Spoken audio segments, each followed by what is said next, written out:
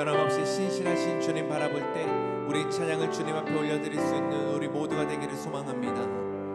함께 모든 상황 속에서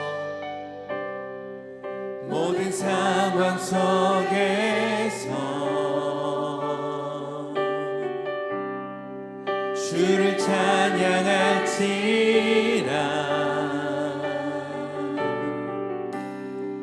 주는 너의 큰 상급 큰 도움이시라.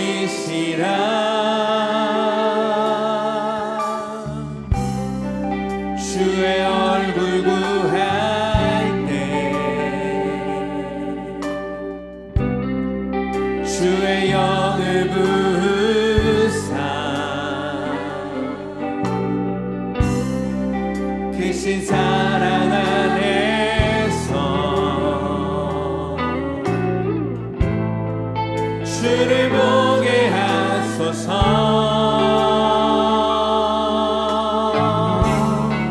함께 내 영혼이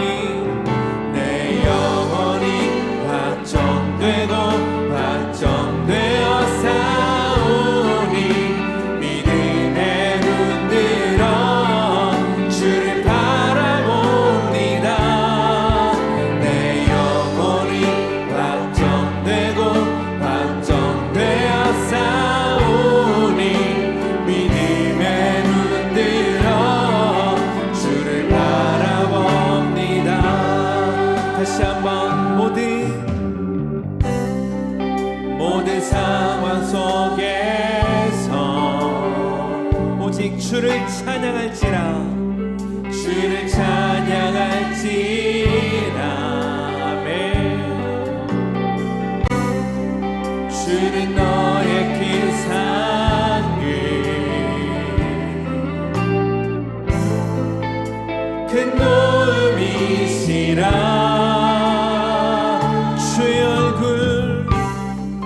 주의 얼굴 구할 때 주의 얼굴 구할 때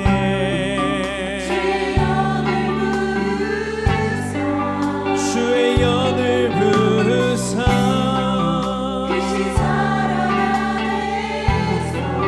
크신 사랑 안에서 주를 보게 하소서.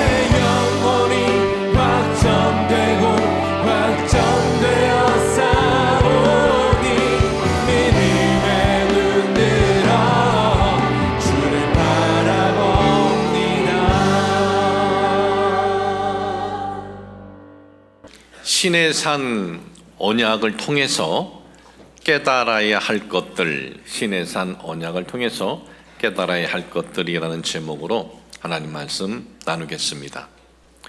출애굽기 하면은 떠오르는 영화 10계라는 영화가 떠오를 겁니다. 많은 분들이 10계라는 영화를 보았을 겁니다.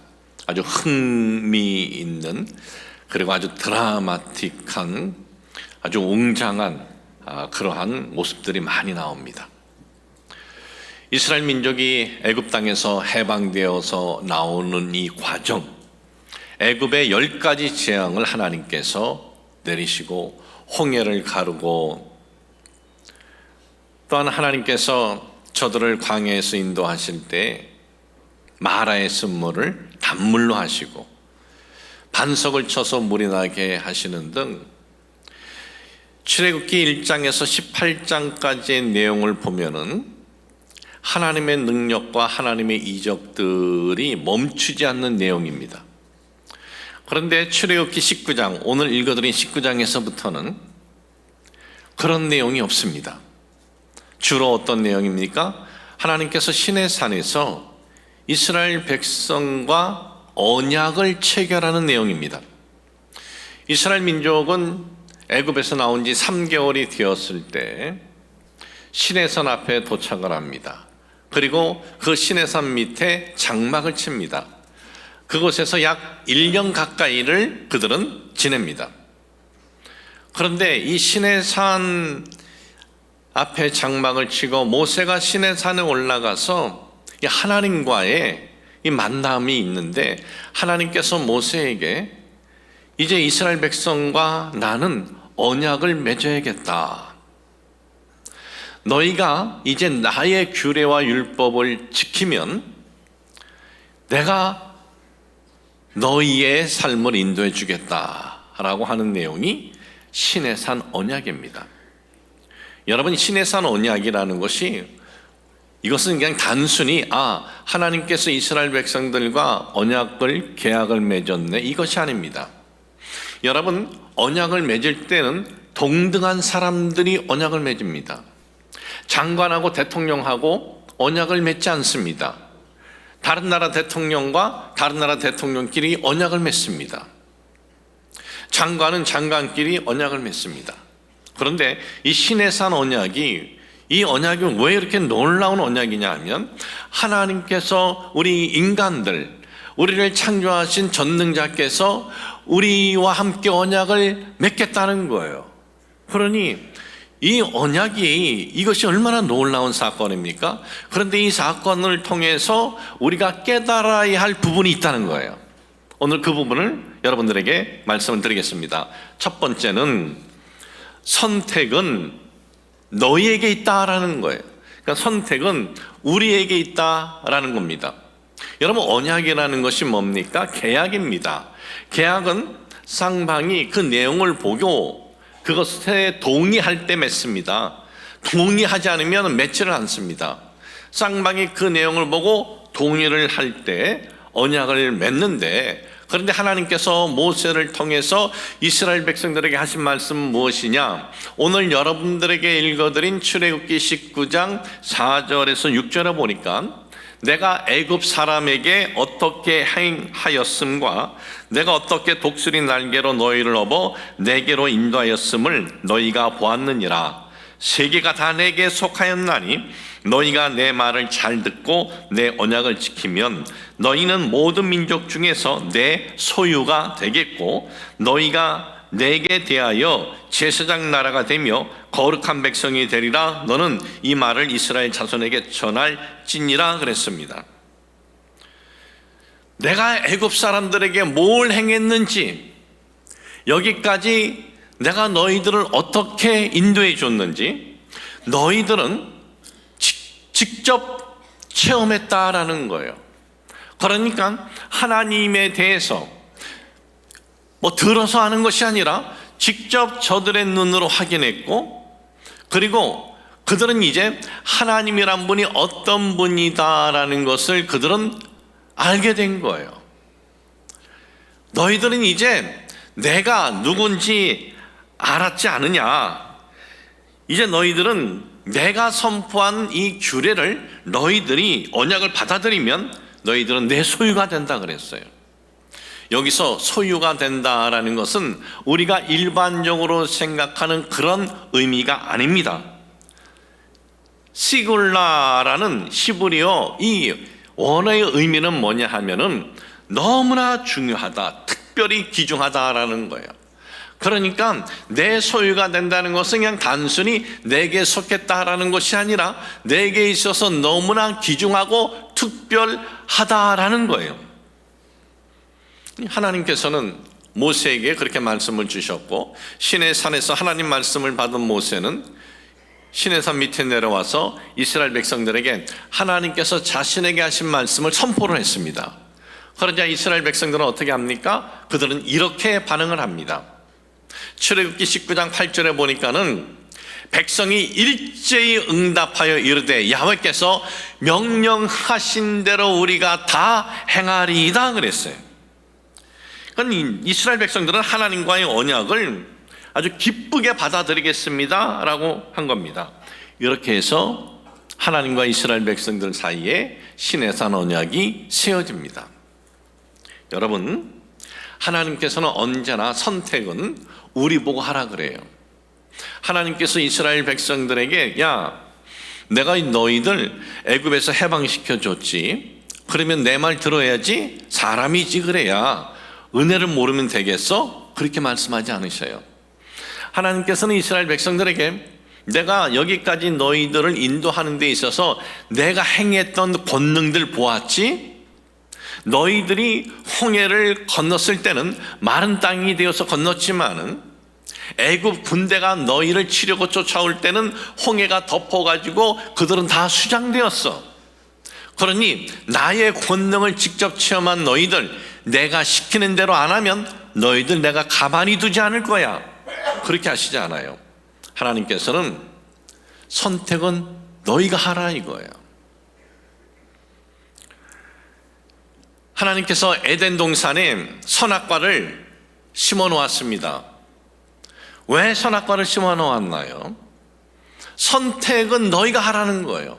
선악과를 따먹지 않고 하나님을 경외하고 하나님 말씀을 따라서 살 것인지, 아니면 선악과를 따먹고 내 욕심대로 살 것인지, 그것은 너희가 선택하라라는 거예요. 하나님께서 아브라함을 부르셨습니다. 아브라함을 부르셨을 때 너는 너의 본토 친척 아비 집을 떠나서 내가 내게 지시할 땅으로 가라 그랬어요.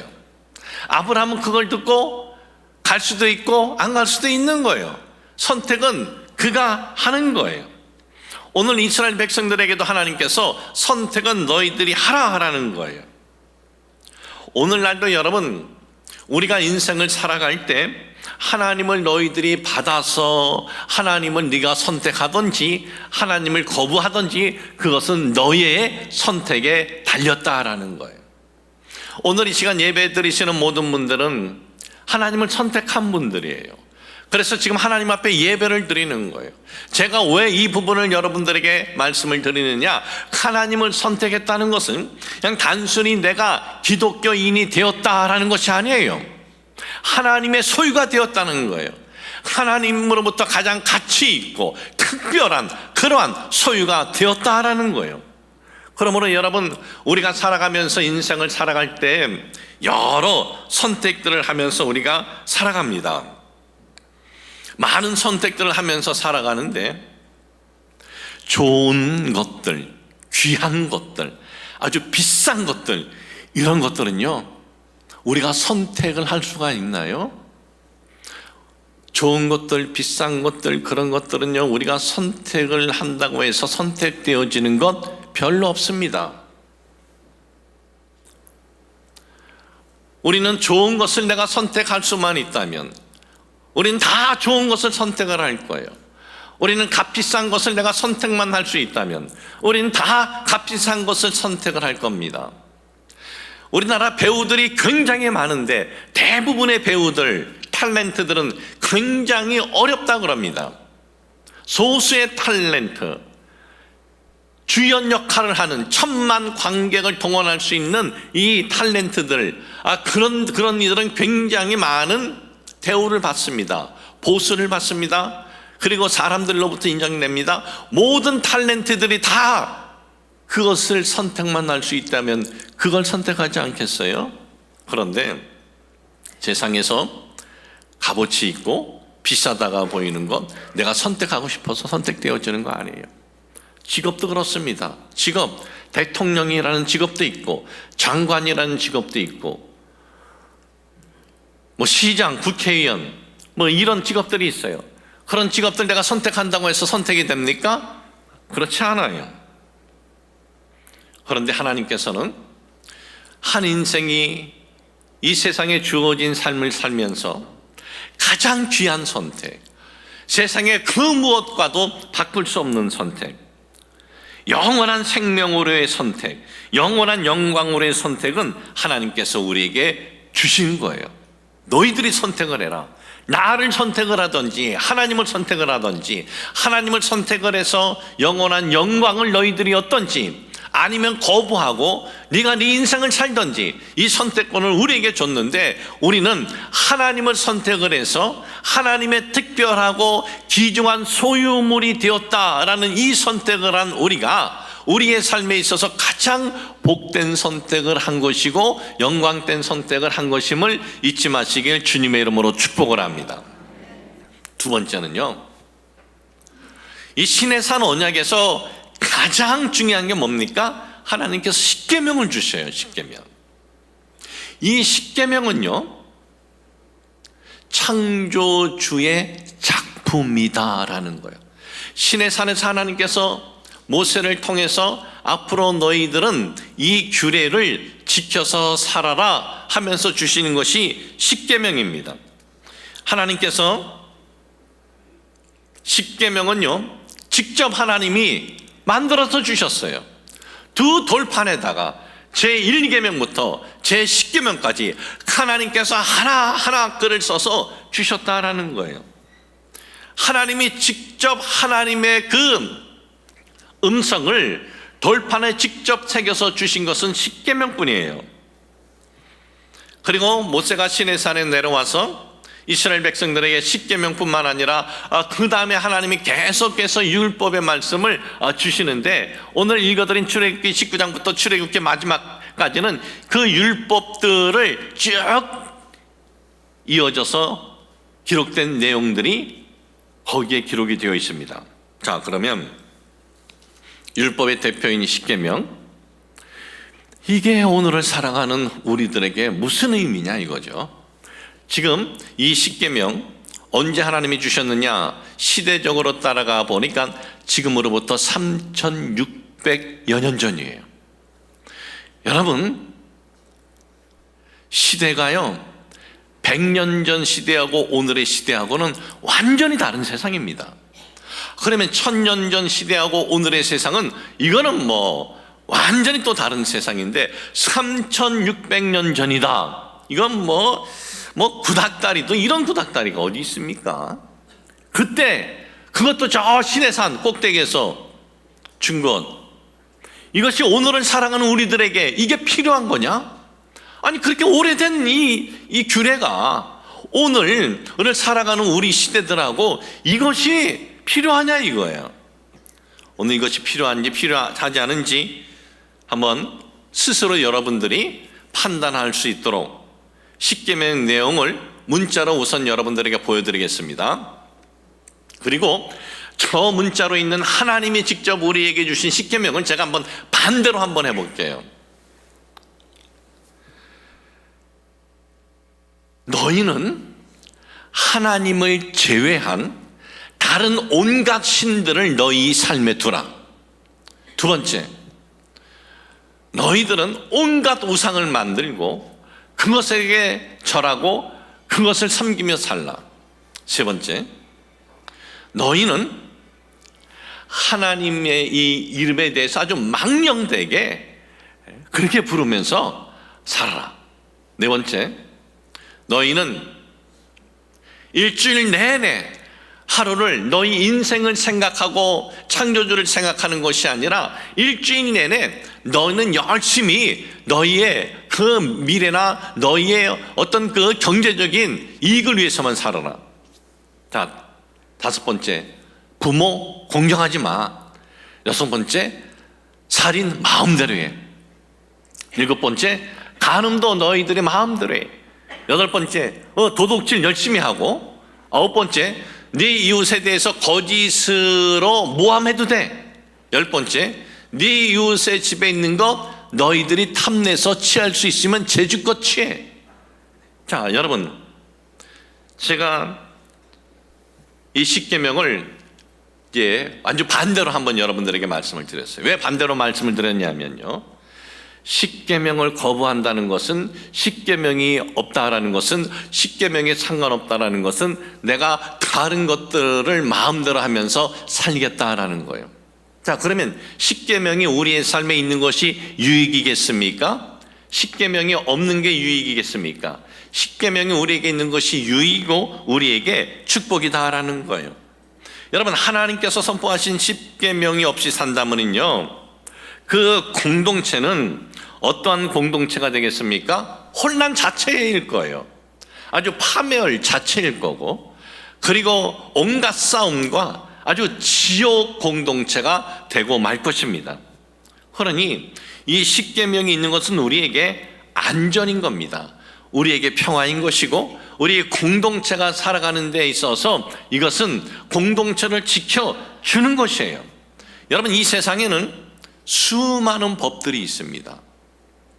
지금 우리가 지금 시대에 살지만은 내년 되면 또 법들이 또 생겨요. 또 그 다음에 되면 또 다른 법들이 생겨요.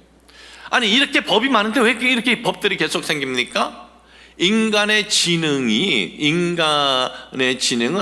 계속 이것이 진화되어서 악한 쪽으로도 진화가 되는 거예요. 그리고 이 시대는 우리가 사는 이 시대는 그렇게 평화로운 시대가 아닙니다. 악이 더 설치는 시대인 거예요. 그런데 놀라운 것은요, 어느 나라든 어느 시대든 하나님의 목소리인 이 십계명이 그 시대에, 그 나라의 삶의 규범이 되면은 그 나라는 다툼과 싸움과 그리고 혼란이 없어져요. 그리고 그 민족은 다툼과 싸움이 아니라 그 민족은 이 십계명으로 인해서 질서가 있고 평화가 있게 된다라는 거예요.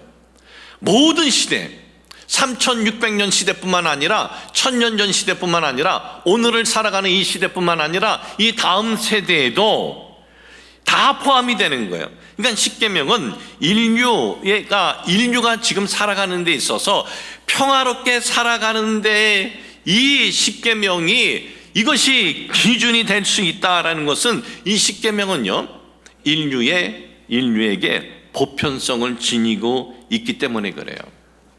인류의 안전에 대한 보편성, 인류 평안에 대한 보편성. 왜 그래요? 3600년 전에 있었던 시내산에서 들고 나왔던 이 내용이, 이것은 인간이 한 작품이 아니기 때문에 그래요. 하나님의 작품이기 때문에. 그 하나님도 어떤 하나님입니까? 우리를 창조하신 분이기 때문에 우리를 너무나 잘 아는 분이에요. 그리고 우리가 사는 인류라는 이 공동체를 창조하신 분이기 때문에 이 하나님께서 선포하신 이 말씀은, 이 십계명은 하나님의 작품이기 때문에 오늘이나 과거나 미래에도 이 하나님이 주신 이 작품의 말씀이 기준이 되고 규범이 되면 그 공동체나 그 개인의 삶은 평화와 안전이 있을 수밖에 없는 거예요. 그러면 여러분들이 십계명을 이렇게 보고 읽고 묵상할 때마다, 이것은 정말 창조주 하나님이 우리에게 주셨구나라는 것을 잊지 마시길 주님의 이름으로 축복을 합니다. 세 번째는요, 하나님이 대표적으로 시내산에서 언약을 세우면서 주신 십계명은요, 인류를 위한 거예요. 우리를 위한 것이다라는 거예요. 여러분, 십계명 하면은 두 줄기 아닙니까? 하나님과 우리와의 관계, 그리고 사람과 사람과의 관계. 제1계명에서 제4계명은 인간이 어떻게 하나님을 경외하면서 살아가야 하느냐, 이거예요. 하나님을 경외하면서 살아갈 때 이렇게 살아라라는 거예요. 그런데 우리가 하나님을 경외하면서 살아갈 때, 하나님을 섬길 때 이렇게 섬겨야 돼 하면서 하나님께서는 복잡한 것을 요구하지 않아요. 하나님께서는 이것저것 요구하지 않아요.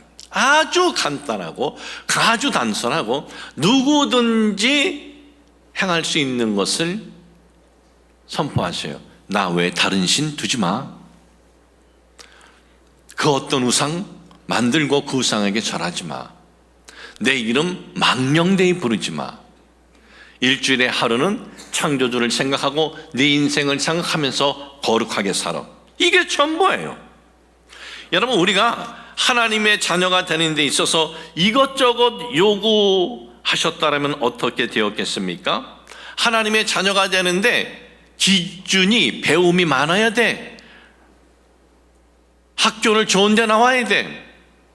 학위가 어느 정도부터 있어야 돼.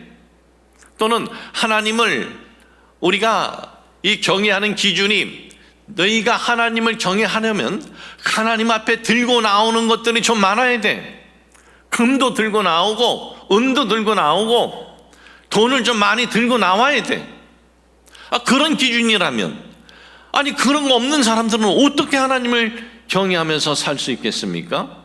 마치 이단 사이비들은요, 돈이 넘친대요. 왜냐? 자기네 그 신한테 뭔가 갖다 바쳐야 구원을 얻는다 그러니까. 그건 다 사기입니다. 그건 다 사이비고 사기고 그건 도둑이에요. 근데 하나님은 우리에게 그런 거 요구하시지 않아요. 하나님은 하나님의 자녀가 되어 있는데 누구든지 공평할 수 있도록, 누구든지 선택할 수 있도록 그렇게 하나님께서는 말씀을 하셨다라는 거예요. 나 외에 다른 신을 두지 마라. 우상을 만들고 우상에게 절하지 않으면 된다. 내 이름을 망령되이 부르지 말고 일주일에 하루는 네 인생을 생각하고 너를 창조한 창조주를 생각하면서 지내라. 이것이 다라는 거예요. 여러분, 십계명에 보면 하나님과 우리 인간과의 관계에서 먼저 나왔어요. 왜? 이 부분이 제대로 작동이 돼야 그 다음 것들도 이어지는 거예요. 그 다음에 5계명에서 그리고 이 10계명은 뭡니까? 사람과의 관계에서 있는 거예요. 사람은 이 땅에서 살아갈 때 혼자 살아갈 수가 없습니다. 또는 우리 가족끼리만 살아가는 것도 아니에요. 사람은 이 땅에서 살아갈 때 이 사람 저 사람 만나면서 살아가는 것이 우리 인생인데, 자 5계명에서 10계명 보면은 인간과의 관계에서 지켜야 할 계명인데, 이 계명들은요,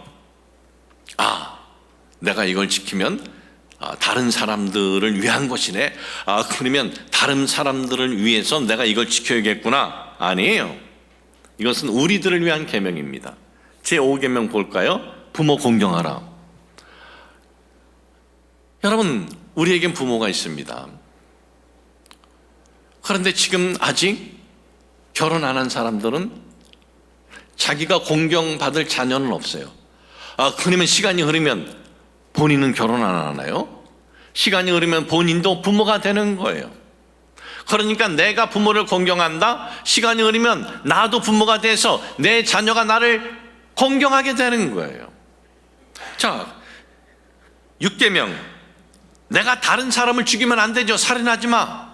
이거는 내가 다른 사람 죽이지 마. 이것을 끝나나요? 그 사람들도 나를 살인하면 안 되는 거예요. 그러니까 다른 사람을 보호하기 위한 것이기도 하지만 나를 보호하기 위한 거예요. 제7계명 간음하지 말라. 다른 사람과 간음하지 말라는 것으로 끝나는 것이 아니라 서로 간음하지 않은 것으로 가정을 서로 지키는 거예요. 제8계명 남의 것을 도둑질하지 말라. 다른 사람들도 내 것을 도둑질하면 안 돼요. 제9계명 거짓 증거로 다른 사람에게 피해 주지 마. 그럼 다른 사람이 나도 거짓 증거로 나에게 억울하게 피해 주면 안 된다라는 거예요. 제10계명 다른 사람의 아내나 다른 사람의 소유를 탐내지 말라. 그 다른 사람들이 나의 소유를 또 탐내서는 안 되는 거예요. 자, 보십시오. 사람과 사람과의 관계는요, 다른 사람만을 위한 것이 아니라 바로 우리를 위한 것이 10계명이다라는 것입니다. 여러분, 우리가 율법에 대해서 이렇게 보면서 율법에 대해서 부담을 가질 필요가 없어요. 율법하면 이것은 바로 나를 보호하기 위한 하나님의 목소리다라는 것을 우리가 알아야 돼요. 하나님으로부터 구원받아서 하나님의 자녀로 살아가는 우리들에게 있어서 하나님이 주신 십계명이나 이 율법은 우리를 보호하기 위한, 우리에게 유익이 되는 하나님의 규례다라는 것을 잊지 마시길 주님의 이름으로 축복을 합니다. 마지막으로 네 번째는요, 대표적인 하나님이 주신 율법 십계명과 그리고 율법을 생각하면서 우리가 잊지 말아야 될 것이 있습니다. 뭐냐? 복음의 위대성이에요. 복음의 그 엄청난 이 축복이에요. 예수 그리스도 십자가 대속의 복음이 우리의 모든 죄를 다 지시고 십자가에서 대속 제물이 되어주신 그 사건을 복음이다라고 하는데, 이것이 얼마나 우리에게 놀라운 축복이냐라는 것을 우리가 깨달을 수가 있어요.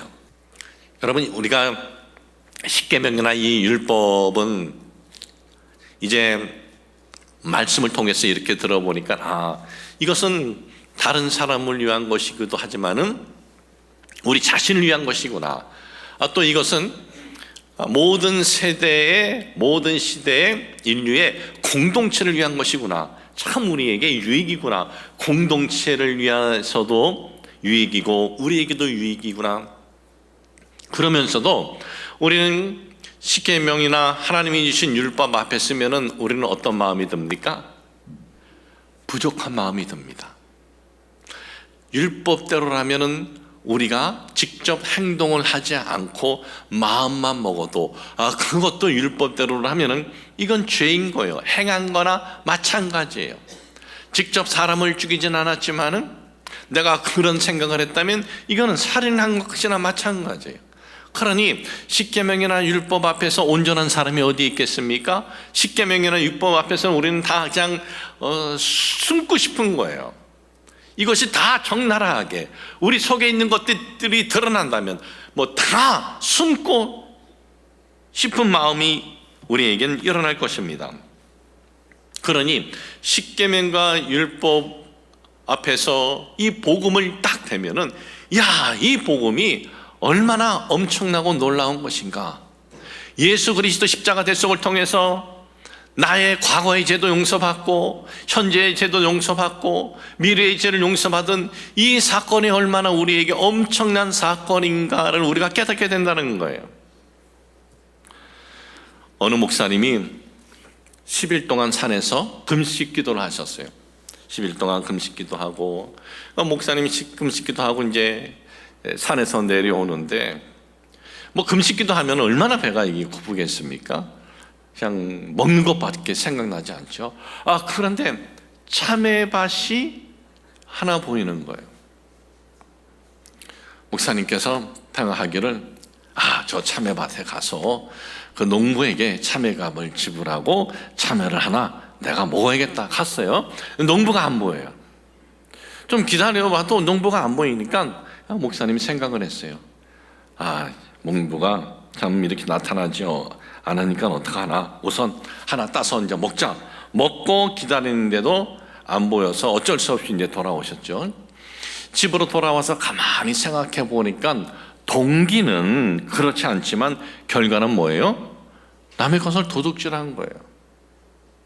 남의 참외를 따서 먹었으니 도둑질한 거죠. 그러면 이 십계명 그리고 율법 앞에서 자신이 어떤 죄를 지었나 한번 곰곰이 이제 생각을 해본 겁니다. 먼저 그가 자기 눈이 참외밭에 가면서 참외를 본 거예요. 이 눈이 안 보면 되는데 얘가 보게 한 거예요. 그러니까 눈이 범죄했죠. 눈이 범죄했으니 어떻게 해요? 두 눈을 빼버려야죠. 그리고 이 뇌가 작동이 돼가지고 저거 먹어야겠다 하니까 이 뇌가 또 이게 죄를 졌네요. 이 뇌도 뽑아버려야겠어요. 참외를 땄으니 어떻게 해요? 이 손이 또 범죄했네요. 손을 이걸 또 찍어버려야죠. 그리고 참외를 이빨로 씹었네. 이빨을 다 뽑아버려야 되는 거예요. 이 참외가 목줄기로 내려가네. 이 목을 이걸 잡아떼야지. 얘가 또 위에 들어갔어요. 위도 그냥 잘라버려야 되고, 대장, 소장을 다 거쳤네. 대장 빼고 소장 빼고 나니까 나중에 남는 건 뼈밖에 없다라는 거예요. 목사님이 혼자 느낍니다. 내가 10일 동안 산에서 금식한 것보다 참외 하나 내가 따먹고 나서 느낀 이 복음의 위대성에 대한 그 깨달음이 더 컸다라는 거예요. 율법대로라면 나는 뼈만 남는 거예요. 그런데 예수 그리스도 십자가 대속을 통해서 우리의 과거, 우리의 현재, 우리의 미래의 죄가 용서받았으니 이 얼마나 놀라운 축복이고 사건이냐라는 겁니다. 여러분, 우리는 그리스도께서 십자가에서 우리를 위해서 모든 죄를 담당해 주신 그 사건이 이렇게 우리에게 복된 사건이다라는 것을 잊지 마시길 주님의 이름으로 축복을 합니다. 십계명은, 율법은 모든 시대에 평안과 안녕과 질서를 있게 합니다. 왜? 사람의 작품이 아니라 그래요. 하나님께서 하나님의 작품이기 때문에 그런 것입니다. 여러분, 우리는 십계명을 생각할 때마다 이것은 우리에게 짐이 아니고 우리에게 축복이고, 그리고 우리에게 울타리고 우리의 보호막이 되는 하나님이 우리에게 주신 축복의 규례다라는 것을 잊지 마시길 주님의 이름으로 축복을 합니다. 하나님 아버지, 저희들 이 땅에서 살아갈 때 하나님의 백성이 되었다, 하나님의 소유가 되었다, 참 이것은 단순히 기독교인이 되었다라는 것이 아니라 하나님께서 특별히 중요하게 여기는 소유가 되었다라는 이 은혜를 우리가 받은 것을 잊지 않도록 하여 주시옵소서. 하나님 아버지, 이 십계명은 인간의 작품이 아닙니다.